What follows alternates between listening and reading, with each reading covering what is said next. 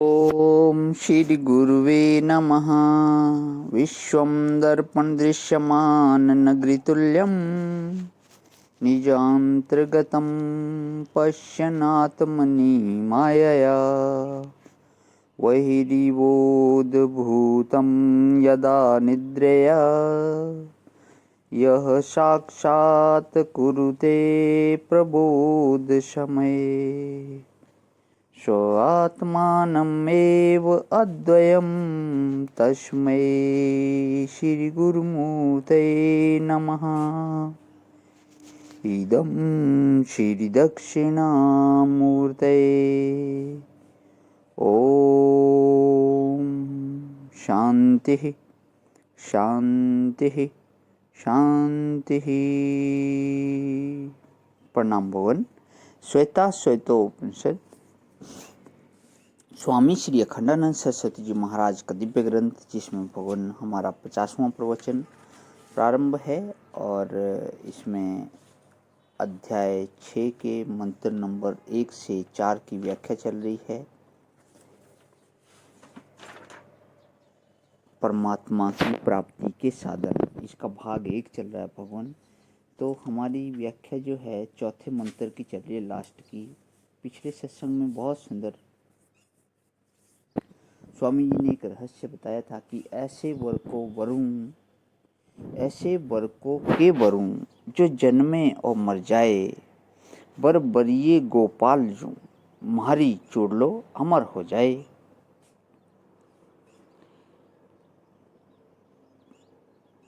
और हम पहुँचे थे भुंजते ते त्वध्यम पापा ये पचन्त्याम आत्म कारणात्, जो अपने लिए बनाते हैं वे तो पाप खाते हैं।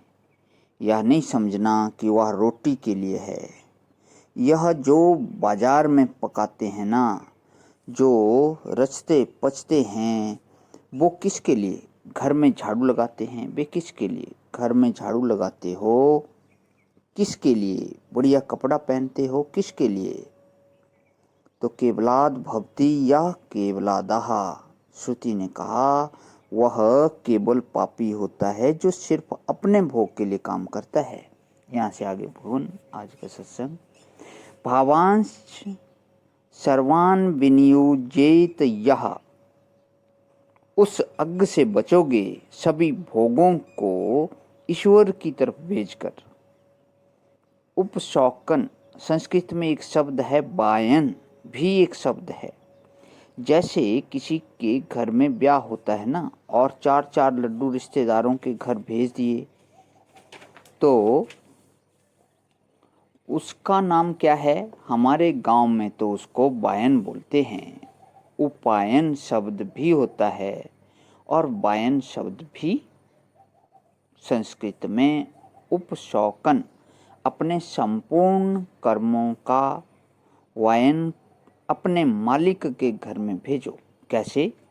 कि मालिक यह धन तेरे लिए, मालिक यह शरीर तेरे लिए, मालिक यह अंतःकरण तेरे लिए, यह है संपूर्ण भाव का विनियोजन। भेजते जाओ उधर को, भेजते जाओ उधर को। तुम्हारे पास जब नहीं रहेगा तो अंतःकरण भी, बुद्धि भी, वृत्ति भी सर्व समर्पित हो गई परमात्मा को। यह परिच्छिन्न के लिए नहीं है, पूर्ण के लिए है। अब तेषां भावे कृत कर्म नाशः, परमात्मा में इनका विनियोग कर देने पर विषयों को इंद्रियों में, इंद्रियों को देवता में, देवता को तत्व में, तत्व को कारण तत्व में संपूर्ण का समर्पण कर देने के बाद यह जो कृत कर्म नाशः कर्ता बन के बैठे हुए हैं ना, अपने कर्तृत्व की निवृत्ति हो जाती है। कर्म अपने साथ नहीं रहते हैं, यह अकर्ता हो जाता है और कर्म क्षय याति, जब कर्म का क्षय हो जाता है तब वह कर्म को छोड़कर जाता है, माने परमात्मा से मिल जाता है। भला यह पूर्ण निवृत्ति कर्मों की कैसे होगी? तत्वता कर्मेभ्या कर्म फलेभ्या कर्तृत्वेभ्या तत्वतः अन्यः, कोई, क्योंकि वह जो है ना जाने वाला, वह तत्व दृष्टि से वह कर्म से जुदा है, कर्म फल से जुदा है, क्योंकि वह तत्वतः मूलतः स्वरूपतः कर्मों से मुक्त है ही है। कर्म के साथ उसका कोई संबंध है ही नहीं, इसलिए वह कर्म से मुक्त हो जाता है। परमात्मा को कर्म समर्पण के अनंतर जब देखता है कि परमात्मा है और मैं हूँ, बोले अरे मैं तो कर्म से अलग हूँ कि परमात्मा भी कर्म से अलग है, तब अरे यह तो तत्व से हम पहले से ही कर्म से छूटे हुए थे, न करता थे, न भोगता थे, न परिच्छिन्न थे, न संसारी थे। तत्व से हम अन्य हैं ही हैं, तो छूट गए। अब हमारा यहाँ पे 50वां जो है भवन प्रवचन विराम करता है, इसके बाद 51 कल से लेंगे।